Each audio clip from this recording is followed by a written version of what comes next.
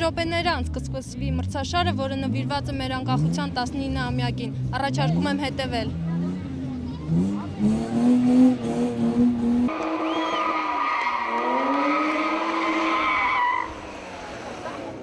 Իզարմանս մրցաշարի կազմակերպիչների մրցումներին մասնակցելու ցանկություն են հայտնել մոտ 25 մարզիկ։ Առաջին անգամ է, որ մրցաշարը տեղի է ունենում քաղաքում, իսկ մեկնարկը տրվեց Սասունցի Դավթի արձանի հարող տարածքից։ 6 տարբեր տեսակի էքստրեմալ վարժություններ են ընդգրկված մրցաշարում, իսկ մարզիկներին դատելու է պրոֆեսիոնալ ժյուրին, գնահատման 10 բալանոց սանդղակով։ Գաղափարը ծագել էր այսօրվա առիթով SCR-ը իր կողմից ուզում էր ինչ-որ մի բան ինքը նվիրաբերել, ասենք ոչ թե միայն կարգ խանգարելուց, այլ նաև ինչ-որ կուլտուրական ժողովրդին, ասենք, մեր շնորհքը ցույց տալու գեղարվեստական ինչ-որ հնարքներ,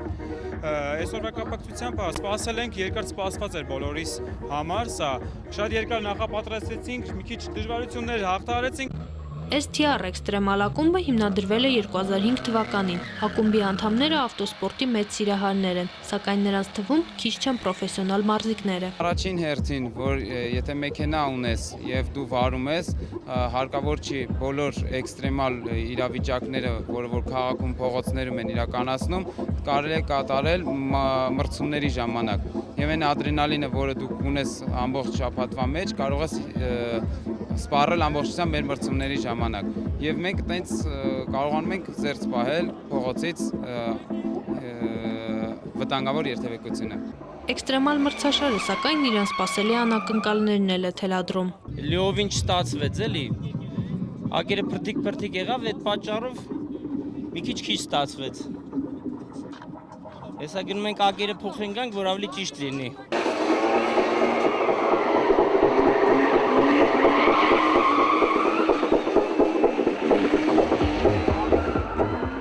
Անկեղծորեն ասած, ես առաջի անգամ եմ այսպիսի միջոցառում տեսնում, շատ լավ կազմակերպված,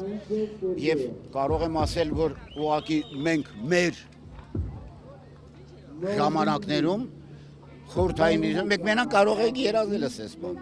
Իսկ հիմա մենք տեսնում ենք, որ մեր երիտասարդները զբաղվում են նաեւ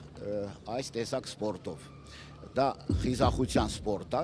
Աննա Հայրապետյան, Հովհաննես Սարգսյան, Երկիրն այսօր։